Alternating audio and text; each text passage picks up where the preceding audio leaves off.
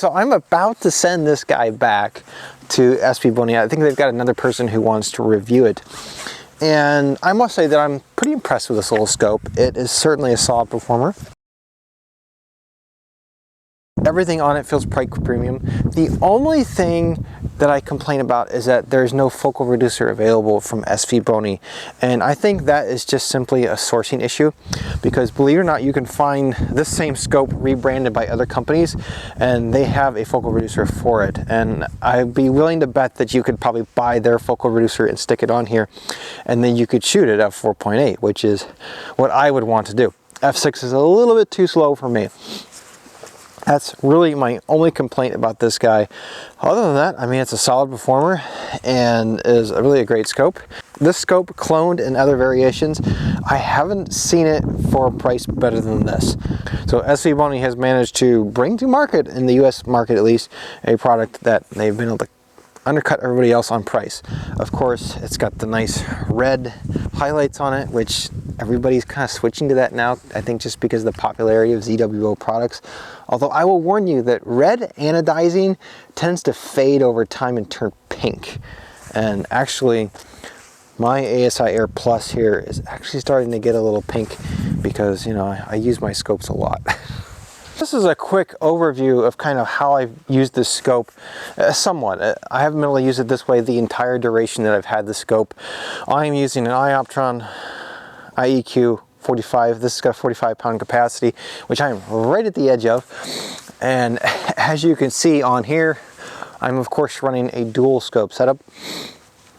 Now, this ASI Air Plus is actually what runs the mount and does the guiding and the dithering, moves the mount accordingly.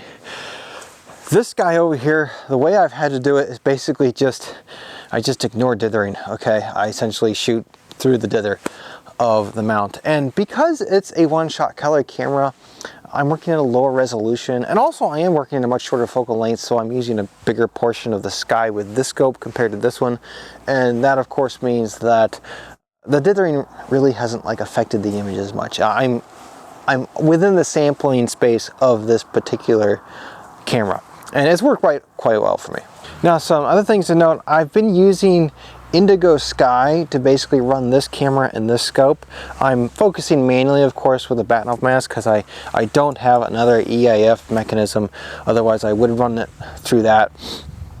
And you can see here, I've got power coming from a power brick that's actually built into my pier here. This pier extension, I machined this myself.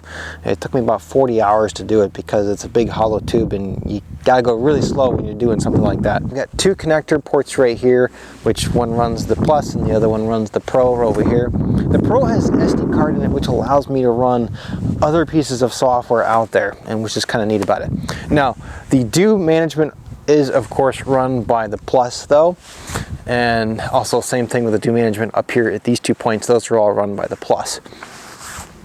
This guy of course is autofocused by the Plus. And what else we got going on here?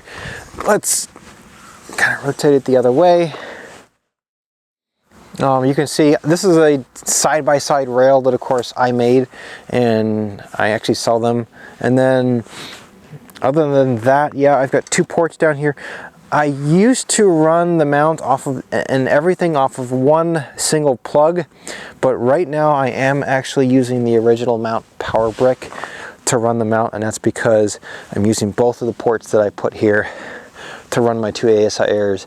I really should have put a third port on this thing, and actually could still do that. I might go back and drill another hole because my power brick that's in here does have, in fact, another port for that. So, but yeah, that's kind of the setup that I've used to kind of test this scope out and put it through the rings. I haven't done any really long imaging with it, mainly because I have to be out here with it, okay, when I'm taking my images, because I'm doing one-shot color instead of my narrowband imaging, which is of course all automated. I can set this guy up and just let him run all night long. All right, let's talk about the focuser really quick. The focuser on this guy, I already kind of talked about it, you know, the bearing raceway, the cage that holds the actual tube, it's twice the depth of SVBONY's other scopes. Their 503 series. This is their 550 series. And the focuser knobs, I mean, they're quite a bit bigger, they're much beefier.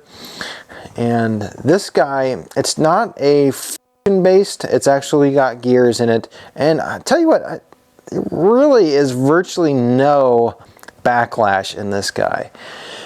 Now, the disappointing part is that I didn't really get to touch this guy as it would have come from the factory. This guy's been through the hands of a bunch of other reviewers. I actually did get to touch it once before when this exact same scope was in the hands of Thomas over on 3D Astro. He brought this scope to the Cherry Spring Star Party, and I was able to manipulate the focuser then, and it felt perfect. Somehow, one of the reviewers between me and him, I don't know if somebody dropped it or what, but it has developed this click that is only, you can only feel it, and it's every third rotation of the 10-to-1 knob. And I took this thing apart and put it back together again just to kind of see what is actually up. From SVBONY, I can guarantee you probably won't have an issue like this. And if you did, I'm sure you could send it back and get, you know, a new one. Now, one of the other really cool things about this focuser though, all right, is that he's almost completely symmetrical. Okay, all the parts in it are symmetrical. So you take these two bolts out, you take it off, and you rotate it around, and then you tack it back in, and guess what? It'll run again, okay? And I usually do this with almost all of my focusers, and with most of my focusers, it's been a pain in the butt to do it. This guy is extremely easy to do it to, and that's something I really like about this design, is that if you want the 10-to-1 focuser on the opposite side, I don't know if maybe you prefer that hand. In my case, it's because usually I take this knob off and I put my motor on this side, or actually usually opposite of it, to counterbalance its weight.